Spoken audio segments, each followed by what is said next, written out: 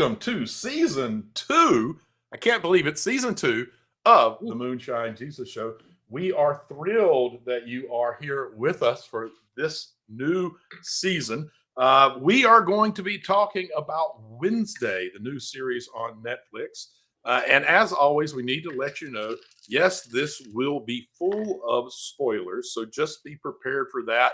But more importantly, I want to welcome back my good buddy, Caleb, for season 2 of the show. How are you doing, Caleb? And how are you feeling about the new season? I'm doing great. I can't believe we're already on season 2. We've had like 50 episodes of this, Mark. I can't believe it. And I cannot wait to dig into more pop culture stuff this season. Me too, man. I am so excited about it. But, you know, as is the theme of the show, the Moonshine Jesus Show, part of the reason the Moonshine ends there, we do like to do a themed drink as we begin. So I am very curious what direction you decided to go to with the Wednesday show and your cocktail. What you end up with here? Yeah, so I Googled Wednesday cocktails, and there weren't a ton to choose from, which kind of surprised me because this is a phenomenon. You know, it has become, yeah. Yeah, I mean, everyone's watching Wednesday. It's been out for like a month or more than a month, and it's still in the top 10 on Netflix. It is now, in terms of 1 week, it has the most hours watched of any English show ever, beating Stranger Things first week. That's amazing. It's been viewed over 1 billion times, Gosh, Mark. Over a billion hours. That's it. Over 1 billion hours of viewership. That's crazy. Right. But I didn't find a lot of cocktails. So here's what I thought. I thought it's gotta be something dark because Wednesday is very dark. That's like absolutely. And so I found this drink, the Mind Eraser, and I thought this sounds like something that Wednesday would be into. A Mind Eraser. So it is equal parts Kahlua vodka and soda water.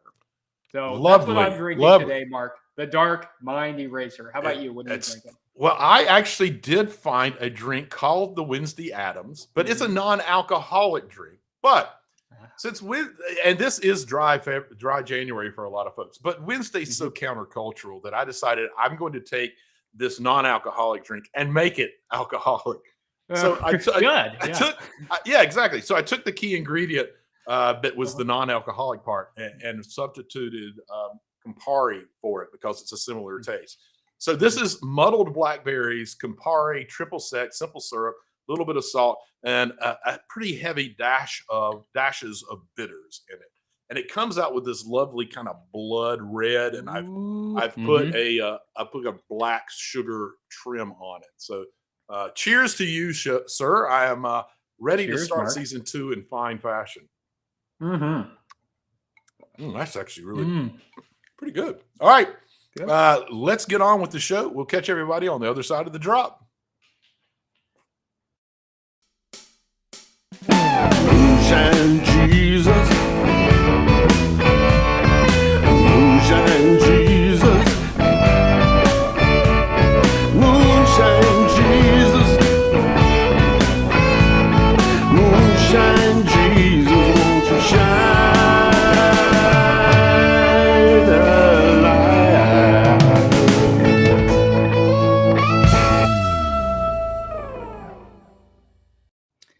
Hey everyone, welcome back to the Moonshine Jesus Show, where today we're talking about Wednesday, the new Netflix show. So we are trying a little bit of a new format on the Moonshine Jesus Show here. We often geek out for a little while, and then we move into the Theopolitico segment. We're going to try to get to the Theopolitico stuff a little bit sooner, and we're going to tie that in a little bit more throughout. So we do still like to really geek out about shows, though, because Mark and I are geeks, and we're guessing that a lot of you who listen to this are geeks as well. So we gotta have some geek time. And, absolutely.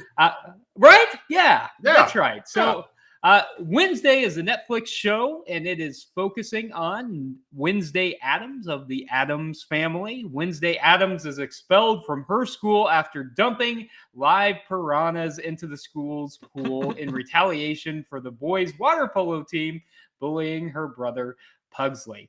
Consequently, her parents, Gomez and Morticia Adams, enroll her in high school at their alma mater, Nevermore Academy, a private school for monstrous outcasts in the town of Jericho, Vermont. So we get to spend a lot of time with Wednesday Addams and not quite as much time with the rest of the Addams family as we have spent in previous incarnations of these characters. Here's my question, Mark. I'm wondering, the Addams family was created by Charles Addams for the New Yorker in 1938, Right. and there were 150 unrelated single panel cartoons in the New Yorker. Okay. My question, I'm curious, are you a fan? Did you ever read any of the cartoons or watch the TV show or watch the movies? Are you a fan of this? I am. I never read the cartoons, but I am a massive fan of the original series. I am certain that I watched every episode and most likely probably a couple of times watched all the episodes. So I am very invested in the story of the Addams family in general. How about you? Okay, so I didn't ever watch the TV series and I didn't ever read any of the cartoons other than maybe an occasional one that has come up on social media or been reprinted over the years. But I am a child of the 90s. And so I did grow up with the Addams family and the Addams family values movies. Okay. And so Christina Ricci, was Wednesday Addams to me growing up. And I really enjoyed watching those movies. Those were a part of my childhood. And I remember going over to friends' houses, and we would often watch those. So I'm not maybe as invested as you are in how the Addams family came out, but I loved this series. And I was surprised how much I loved it, simply because my only real exposure to the Addams family had been those early 90s movies. So how do you think they did as a whole with this series, and how do you think it compared to some of the other incarnations of the Addams family? I honestly, it is my favorite. It's easily my favorite. It's unusual in that they're focusing on one member mostly. We do get to see the other members briefly, except for Thing was missing, and not Thing, but Cousin It. And I'm sure, I'm hoping we get him next season. We do know that we're going to get another season. They have added that tag to the final episode now that there is a second season coming. So I'm excited about that. But I wasn't sure how I would feel about it being focused on one person. But frankly, Gina Ortega, the way she plays Wednesday is just brilliant. I honestly think out of all genres, out of everything I've seen in the past year, this is one of the finest embodiments of a character in a role that I have seen in a very long time. I hesitate to use the word perfect, but it's almost perfect casting and then perfect role engagement by her. I mean, some things as simple as I don't know if it was the second or the third episode where all of a sudden I was like, she never blinks. Like, as an actress, how do you, like, she was so into the role and so wanted it to be perfectly odd, and that something as subtle as she doesn't ever blink when she's on the screen is crazy, man. So she talked about that, the not blinking. So she did a take where she didn't blink, and Tim Burton's directing this, right? And he was so impressed by it, he said, "Don't blink anymore. No more blinking." That's amazing. Absolutely amazing. It's such a Tim Burton thing to say, and such a Jenna Ortega thing that she was able to do it. Because I agree with you. The reason this was phenomenal, I think, was Jenna Ortega. It was casting, and she's phenomenal. You almost can't take your eyes off her. She inhabits the role so much. It's the nuances, and she's so dedicated. I mean, she learns how to play the cello for this role. Right. Learns how to fence, but 2 other languages, German and Latin, I think she learned. And man, the dancing. She choreographed this whole thing. Episode 4 that becomes this viral sensation on TikTok. Exactly, on TikTok. Right? Which is incredible. Have you tried it? It was amazing. You tried dance?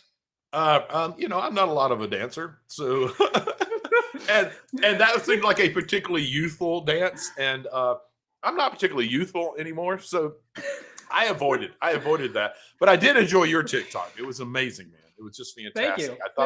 I thought you nailed it. I thought you nailed it.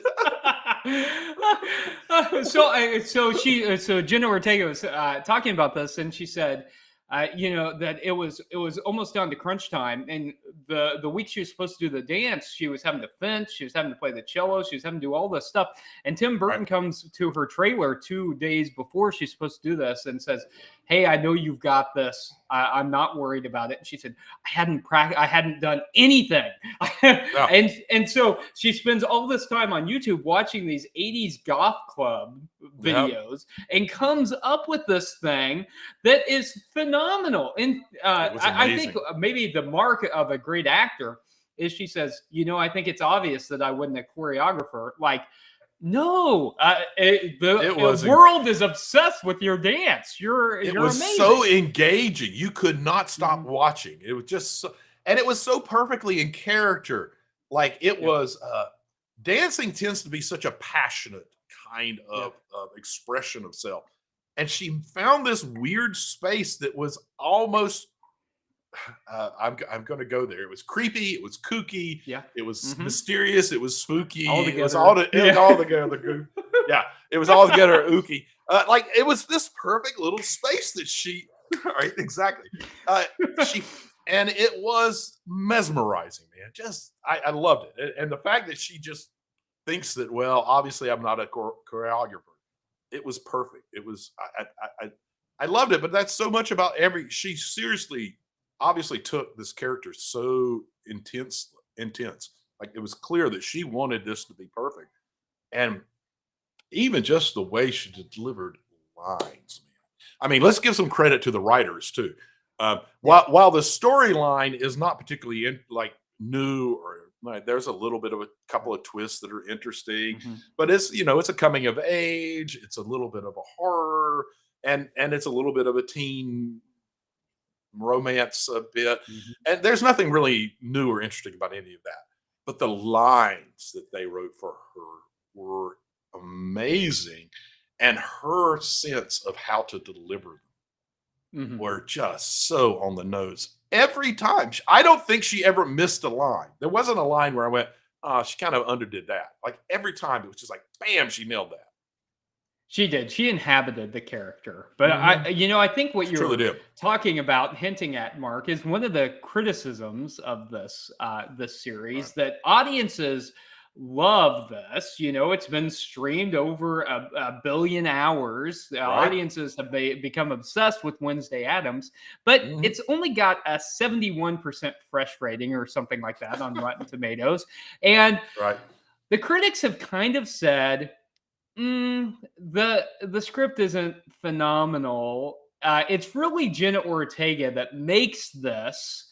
Mm-hmm. Without Jenna Ortega, one reviewer said it becomes just another CW teen drama. Do you think they're right about that, or you think they're underselling it a little bit? I think they're 50% right. I mean, it is sort of a CW feel to the whole thing, but it's got a playful dark side, like the perfect kind of a dark comic, and they put that on the screen in a better way than it's ever been done with any of the iterations of the Addams family. Uh, and so I think they're right in terms of the storyline is not particularly creative.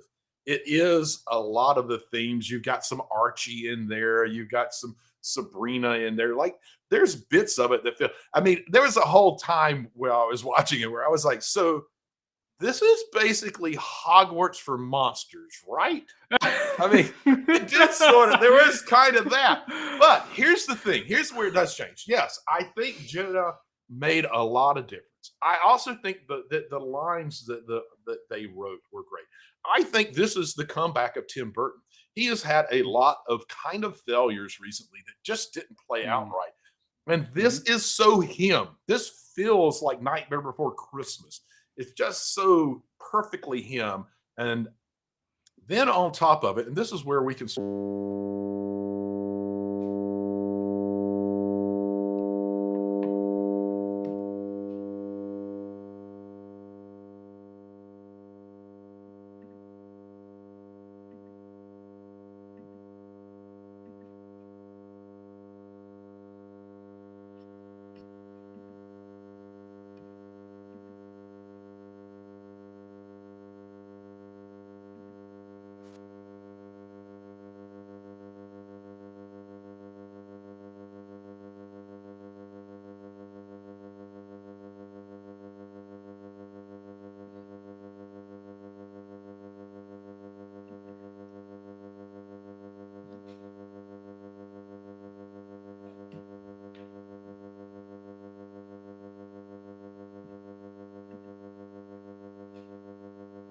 Yeah, Mark, we lost you here, I think, and yep, I'm getting comments that they've lost you too. So, while Mark gets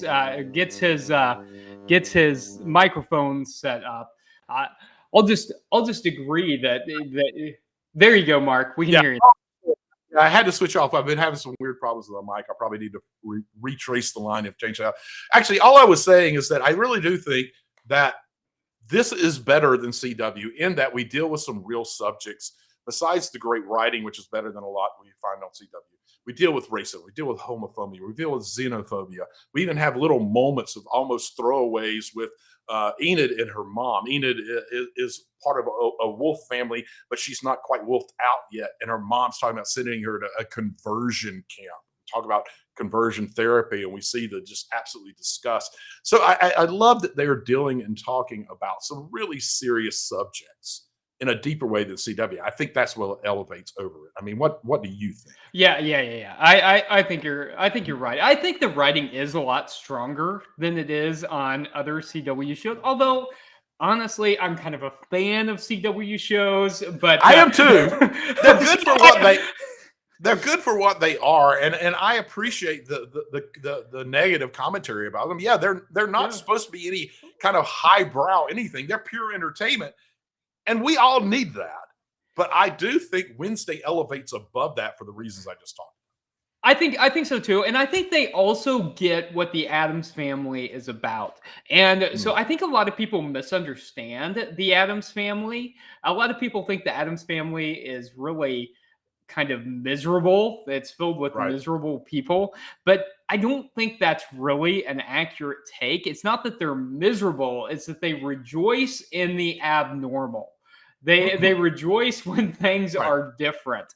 And I Yeah. think they get that about the family, and they get that about Wednesday. Maybe Wednesday is a little bit miserable, but also she kind of rejoices in something that's different. It's her Yeah, I think that's fair. differentness, her unique. And it's clear that that's actually the main point of this whole show. I mean, they literally call the monsters and the folks that are joining Nevermore, which is the school that they go to, the outsiders. And it's very clear. There's this real setup of this fear of outsiders and how the fear of outsiders marginalizes them and causes people to act and react to them in ways that they shouldn't be and mistreating them. And we've got the long-term theme of the history of the town of Jericho. Interesting town name, right? And where one of the original leaders of the town back in Pilgrim days tried to destroy all the outsiders, which we think about, genocide and all the different pieces there. So I think that this is such a wonderful show in terms of setting up important themes and using the fact that the Addams family are outsiders. They are weird. They are different. They are not part of the normal society. And instead of just celebrating it, using it as a catalyst for the storyline to investigate those kinds of issues. Mark, that sounds like a great place, I think, for us to kind of transition into some of the more theological and political elements, because we're starting to talk about those. And I think this show is really loaded with these. So let's take a quick break and let's come back and let's talk about them a little more.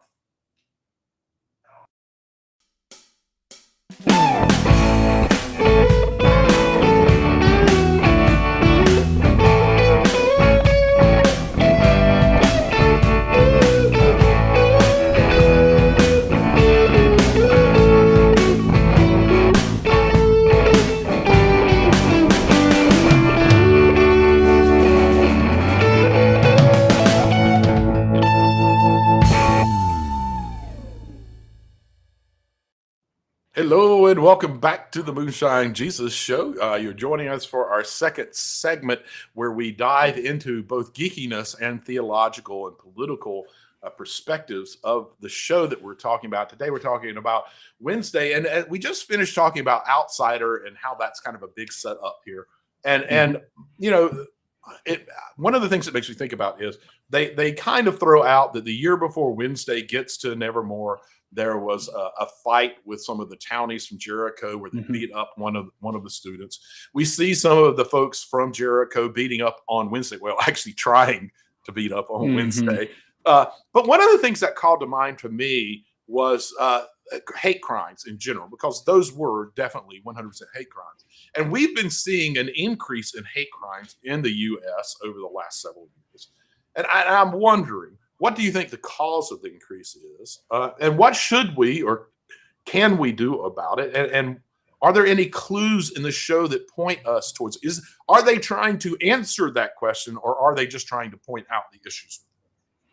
Yeah, so I think we've seen a rise in hate crimes for a number of reasons. I think the most obvious reason is that we had a person in office for 4 years who Yeah. really was committing hate crimes on a daily basis, orally and through Twitter. And he really empowered people to Yeah. feel like it was okay to talk about race, to be homophobic, and all of that.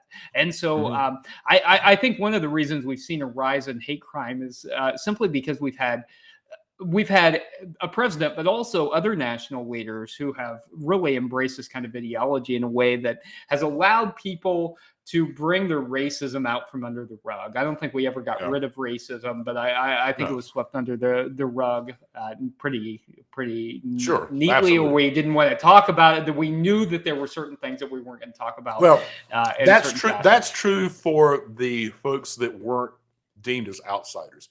Outsiders always experienced it. What we've seen is an That's increase of those who aren't outsiders feeling like they can be more obvious about it, even though they're that's not necessarily practicing it more. They're just doing it more publicly.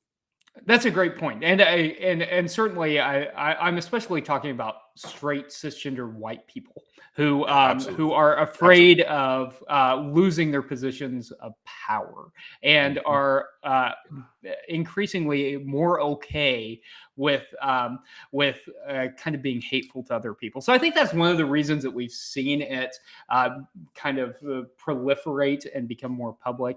Yeah. I think certainly Wednesday is set up in this way, or else Nevermore Academy wouldn't be set up in this place where it's like these outcasts and these normies, as they Right. say, You mean typically in Muggles? Muggles? juxtaposition. Yeah, the Muggles? Muggles versus the I, it was monster impossible for Hogwarts. me not to make a connection between the two. Like Hogwarts and Muggles. I'm sorry. They ought to use that as their tagline. Monster Hogwarts. I kind of like that. Kind of works, right? It kind of works. So I think the point is that ultimately, at the end of the day, they need each other and they have to cooperate in order to solve the greater threat. And I think that's the message to us, right? That we all have to kind of be in community together to kind of Right. fight the isms and phobias in our lives. But I don't think we're there yet. What do you think, Mark? Yeah, I mean, I agree with everything you said. I do think that what we've seen is an increase. The the politicizing of otherism is the big problem. Mhm. It's easier. What people figured out was that it's much. It takes a lot less energy to get elected and to do well in campaigns, just to hype up and turn up the dial on otherism. They're not like us, so you should fear them. They're not like us, so you should fear them. And that's really, fear is at the root of all of this. It's that if you can convince people that if they're not who you are, then they're out to get you, and it's going to be a horrible thing. And we've seen an increase in that over and over again. We even a little bit see that, frankly, in Wednesday. Like when we start the season, she really does not like people. Like she No. doesn't. Yeah.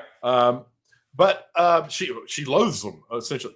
But it ends up with her having a greater tolerance, basically, for the human condition, because what she kind of hates is the human condition. Um, and we see that happening through her relating with people and interacting with people and dealing with them one on one. And I feel like our society has become so divided that we don't even interact with each other anymore. We Mhm. even set up like Parlor. We set up our own social media site so that we can have a sound a room where we just hear each other talk and nothing more Mhm. than that. And the show for me is in subtle ways, I think, even through the main character who we're supposed to empathize with and sympathize with and kind of promote, we see there is a story arch of hers where she learns through interacting with people and being in relationship with folks that she doesn't see as like her, where she becomes more empathetic. And I think that those might be my two key words: fear and empathy. We need to figure out how to help each other lean more into empathy and recognize that the fear is unreasonable and not rational. I mean, I don't. I mean, that's kind of where I go with it. What do you think?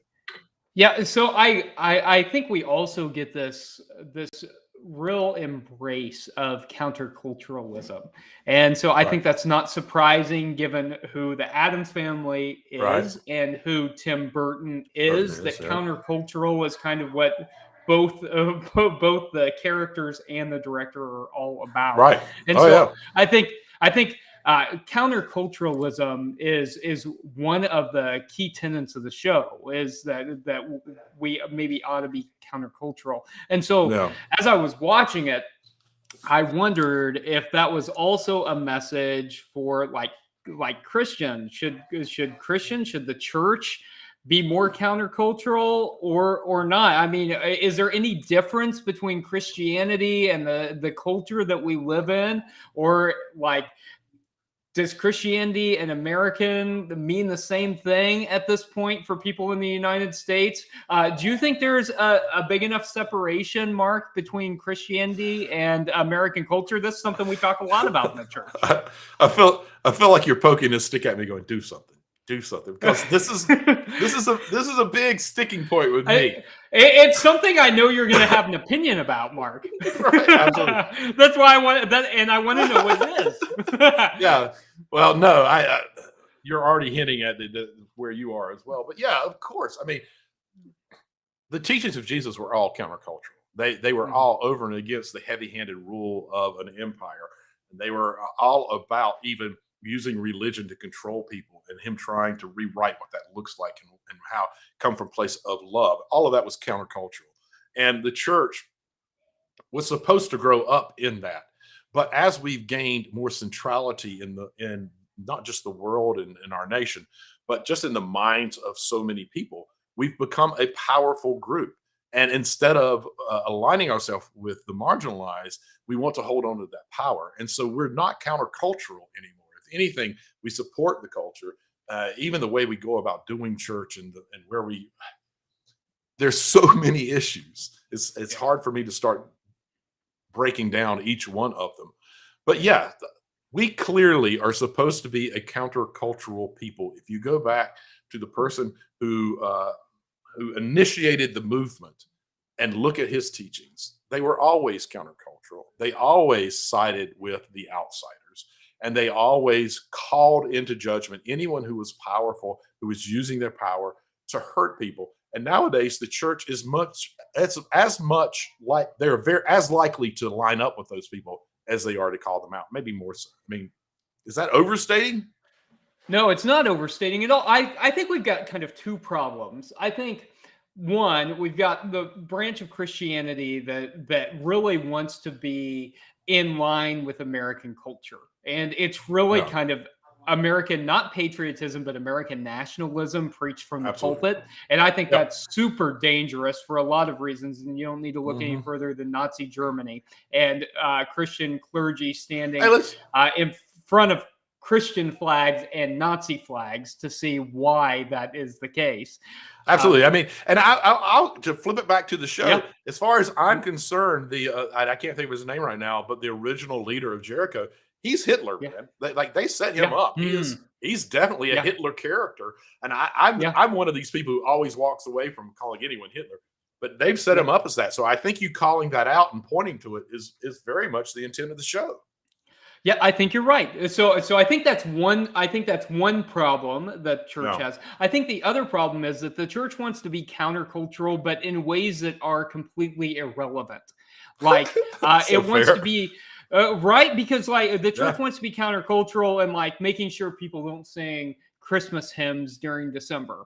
But that doesn't make any difference, right? To No. make sure we're observing Advent. What we need to be countercultural about is exactly what you were talking about: is standing up against the principalities and the powers, standing up again. Because I mean, it's not just this pilgrim guy in the show Right. that is Yeah. kind of like a modern day dictator, right? It's Right. I mean, we've seen Yeah. that in our country's Yeah. history. And what the church needs to Absolutely. be countercultural about is naming those elements of like fascism that we've seen Right. in our country, that racism, that homophobia, that transphobia. We need to be more conscious about naming all of those things. So I think you're right Yeah. that the church needs to be countercultural, but we also need to be countercultural in the same way that Jesus was countercultural, like Absolutely. against principalities and the powers and against the religious establishment.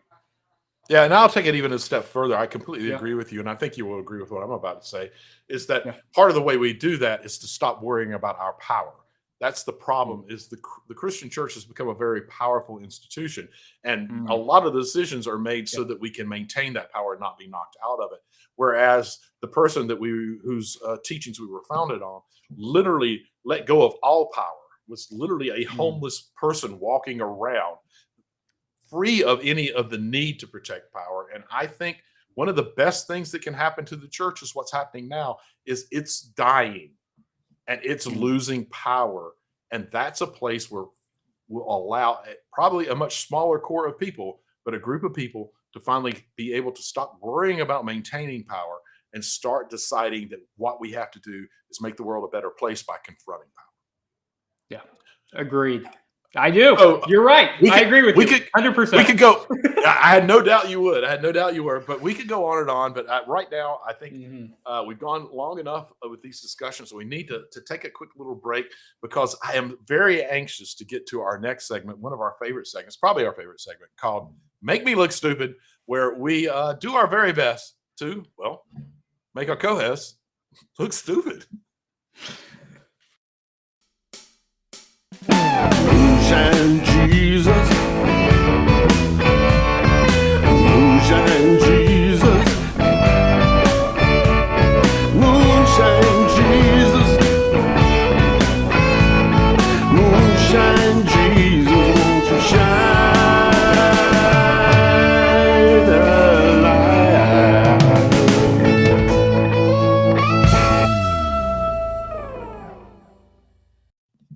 Welcome back to the Moonshine Jesus Show. We are moving into our final segment, the Make Me Look Stupid segment, where we do try to make our co-hosts look stupid. So I get to ask the first question. Let's see if I can succeed. All right, here we Mark, go. Here's what I want to know. There are so many questions I could ask you, but one of the things I wanted to talk about today that we didn't really get to was I wanted to know about Wednesday's relationship with her mother. So Wednesday has a very difficult relationship with her mother in this. And Mark, I would love for you to tell me what that's all about. And if you could talk about family systems theory while you're doing that, I would just love it. Can you tell me what Wednesday's difficulty with her mother is all about, and why it's front and center in this show? Oh, Mark, I lost your microphone again. So while Mark is getting this up, one of the other things that I wanted to talk about that we didn't get to today is just recognizing that one of the other great things about Jenna Ortega and the casting here is I think this is the first time that we've had a Wednesday Addams who is actually played by a Latina. And I think recognizing the cultural aspect of that is 100% on par with the great casting. So I can hear you now, Mark. And so I'll let you answer my question. And it wasn't just Wednesday, but also Gomez was also a Latin actor, and they finally started getting that right. I appreciate it. So for the answer to your question, so you said main theme, and I do think it's a theme, but I kind of felt like it was a sub theme, but it was through several relationships, and it feels like Tim Robbins was investigating generational trauma, because we have these parents who are trying to push their agendas onto their children and even form their children into their own mold and have a younger version of themselves. We see that happen all the time in families. You got Wednesday and her mother, Enid and her mother, who was just desperate for her to actually wolf out, and even the normal Tyler and his dad, who's this absent father who also isn't just absent but is always picking on his son about needing to go to therapy and all of this. So I felt like this was Tim Robbins. I don't know his story, but at least is aware of generational trauma and was trying to play that out and help us all understand the way that can unintentionally be pushed on a child and the damage that it can cause a child. And we watched a few healthy responses to it, because in each of these cases, the kids don't really accept it. In their own ways, they kind of push back against it. And even in Wednesday's case, I think call it out a little bit. What were you seeing? Well, first of all, I've got to say, not only did you answer my question, Mark, but you expanded it and talked about multiple characters, and you used family systems theory to talk about every single one of those. So I must applaud your efforts in doing that. And I don't even think that the microphone dying was an effort to buy time or anything like that. So I also think you're wise to bring out Tim Burton and his and the way he did this, because one of the interesting things about Tim Burton, I think, is that he's on the autistic spectrum, and so there's always kind of this this pressure, I think, to conform. And Tim Burton has never conformed to anything. You know, he got his start as an animator at Disney. And like, if you think about Tim Burton and Disney, that has to be like the worst place for him to be. And that was what a nightmare. It had to be a nightmare for him. Right. It had to be a nightmare, right? And for Disney too, even though they ultimately ended up owning like Nightmare Before Christmas. And at the same time, doesn't it make you think of Wednesday and Enid just standing there together in their room? That's a great comparison. Disney's Enid and Tim Burton is Wednesday, and there they stand together. Like, that feels completely. So there's always a pressure for Tim Burton to conform, and he never has. And his career, I think, has shown that he's been successful, and that there's something about being countercultural. So I love your answer, Mark. What question do you have for me? What are you going to use to make me look stupid? I have two questions, and honestly, the one of course you do. Well, I'm not going to ask both of them. I was prepared this time because the last show that we had, the final show of the final season, you still my question early in the show. And so now I'm coming prepared. I'm always got That's right. I forgot about that. From now on, I will always have a backup. I am not going to risk this. But honestly, my first question, I think, is interesting enough. But I'm not. I'm much more interested in your answer to the second question, frankly. So I'm going to ask my second question. Okay. All right. Who will be the new principal of Nevermore? The principal's dead. They have to have someone. Who is it going to be? I mean, I thought about asking about who Wednesday Stalker is, which is interesting because that's kind of the season cliffhanger they leave us with. And there's some discussion to be made there. Not a lot, actually. But I'm very interested to see who you think will be the new principal of Nevermore. Yeah, that's a really interesting question. The part about the stalker I had kind of an issue with, because who has that cell phone number? You know, that was one of the things that that kind of irked me at the end of this. That's what. Well, it's got to be a student because of the pictures that were sent were all on campus and up close. Yeah, I mean, it almost makes it feel like it has to be Xavier, right? The guy that has a crush on her too, like. But isn't that just he's the only guy who should have had that number, right? And it's such a stereotypical trope of, well, listen, when it all started out, I was against you, but over time, I fell in love with you. I mean, yeah, I don't know, but that's why I didn't want to ask that question. I wanted to ask this other one: who will be the new principal? I feel like you just deflected there. I bought myself some time, didn't I? I think it's going to be more Tisha. I think we're going to see more Catherine Zeta-Jones. I think she's going to come back. She was roommates with Weems. I think she's going to come back. Catherine Zeta-Jones is another one who's kind of seeing a career resurgence at the moment. Absolutely. Whether it's a good career resurgence or not, I don't. I think it's still yet to be determined. But I think she kind of is, and I think she's a good Morticia. I think she's going to come back. What's your take on it, Mark? Who do you think it's going to be? I'm going to pick a character we only saw briefly. Mhm. I think, what was her name? Bianca's mother, Gabrielle. I think there's a real. So Bianca escaped her mom and the cult that her mom was leading called Morning Song. And her mom's trying to pull her back in. She doesn't want to do it. The school's sort of her safe space. I just feel like that would be a very interesting move to make. We've got this character. I think it's too obvious to bring in Morticia. So you bring that character in. All of a sudden, Bianca is trapped again. I can even see her mom bringing in Morning Song as an extracurricular activity and trying to get other kids. And I can see, like I say, Wednesday recognizing the issues with it and trying to, even though she hates everybody, trying to save everybody at the same time. So it's kind of a shot in the dark, but I wouldn't be surprised if it ends up being Gabriel.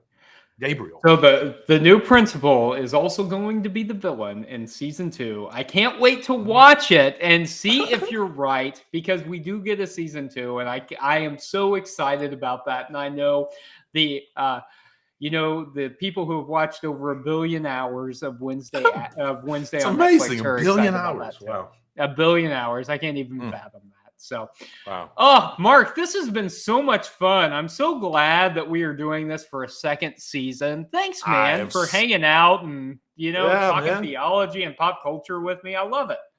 I do too, man. So this has been a lot of fun, but what are we going to do next week? Okay, so here's what I'm thinking. There's this new movie out in the theaters, and it's not usually our thing. We usually stick pretty close to sci-fi fantasy stuff. Yep. And this is kind of related to that, but it's also kind of horror. But I guess Wednesday kind of was a little bit. Yeah, fair enough. It was. Okay, there's this movie in the theater. It's called Megan, and it's getting pretty positive reviews. Yeah. What do you think? You want to talk about that next week? I mean, a horror movie that's getting positive reviews. That's we're doing it because you don't see that a lot. Yeah, and honestly, I've seen I've seen a trailer for it. And frankly, it's a little creepy, man. Okay, so let's get creeped out a little bit. Let's watch this kind of sci-fi horror show, and we'll come back and we'll talk about that next time on the Moonshine Jesus Show. Moonshine Jesus.